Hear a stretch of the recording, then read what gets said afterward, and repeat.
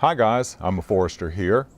Well, I promised to finish my Spyderco Tenacious modifications by the end of the year, and today is the last day of 2016. My grandmother would say that I'm getting by the skin of my teeth. She had some good sayings like that. I think she would like to see the results of this project, as the heart of the project are these walnut scales that I made from lumber that my grandfather had cut and stored for future use. I found it in the loft of his woodshed. Originally I had planned to make a grandfather clock out of it, but the bulk of it went into mirrors and other gifts that I gave to family members over the years. Well, this project started on April the 9th of 2016. I worked on the blade first, and so that's what I'll cover first in this video. You know, I think a rounded spine on a knife blade really is a touch of class, and so that was the first and main thing that I wanted to do on the blade. Now, I'll try to give you a good view of that rounded spine. I did this on the wicked edge sharpening equipment that I have. I'm pretty pleased with it.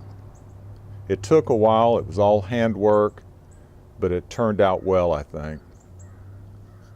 All right, another thing that I did was to radius the hole of the spidey hole right here, radius the edge of it. You know, it was sharp the way it was before, and so now it's a lot more comfortable to deploy.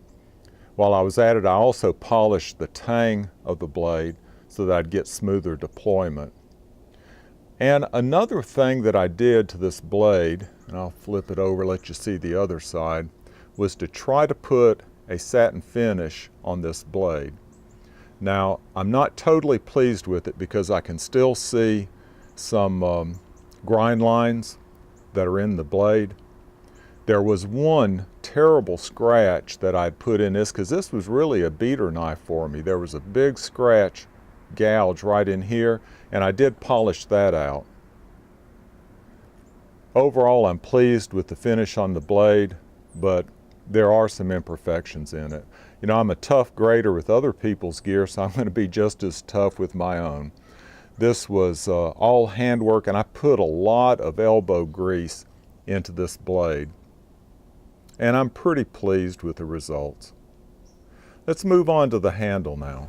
Okay guys, I've had some audio problems and I'm having to redo the rest of this video, but I want to move on to the frame and mention a couple of things that you might not notice.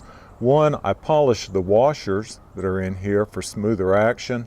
Now there's 4 washers. 2 small washers are on this side and 2 larger washers on this side. The ones over here are smaller because they have to avoid this liner lock. I also tried to put a mirror polish on the visible parts of the liner, there and there. I don't think I got a mirror polish on the liners. I think it's more of a satin finish, but I think they look good in contrast with this dark walnut.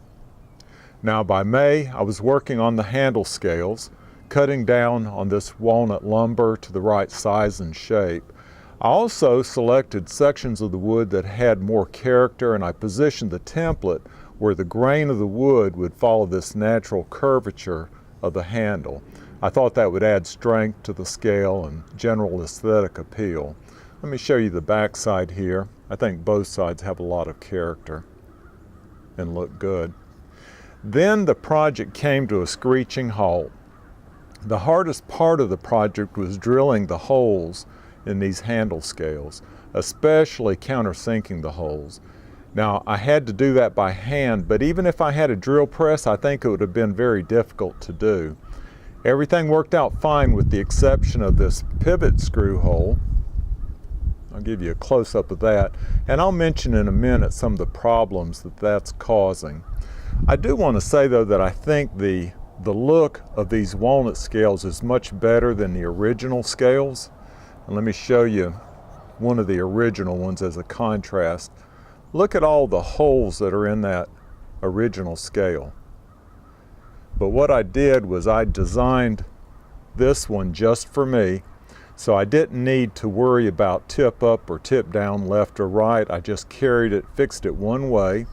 So this is tip down for right hand. So that eliminated holes down here as well as all the holes on this side. Also, don't use a lanyard, so I eliminated that lanyard hole that's on the bottom.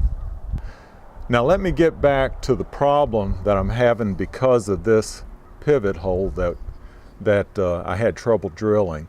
You can easily see that this blade is off center and it's actually resting against the liner. Now this Tenacious has always had a problem with being off center, but I could usually correct it by tightening down on the pivot screw. But because the problem with that countersinking the pivot hole, I can't tighten down on the screw enough, or I run the risk of running all the way through the wood. It's a problem, but it's one that I can solve by pushing in on the blade when I'm opening and shutting the knife. I think you should be able to see it there. Just push in as I lift up. I got used to doing that before this project anyway. Now the last part of this project was applying a finish to the wood, and I used this Watco Danish oil. It's a combination stain and penetrating oil to stabilize the wood. Now this walnut had nice color naturally, but the stain just makes it a little more uniform. I like the results, but I'm debating on whether it would look better to put a satin polyurethane finish on top. I'd appreciate your advice on that, especially if you have some experience finishing this type of material. One thing that I'm particularly pleased with is the fit of the walnut scales onto the liners. This was all handwork and it took a good bit of time. I'll try to give you a 360 view of this. I'm really pleased with the results. Let me turn it over and show you the other side also.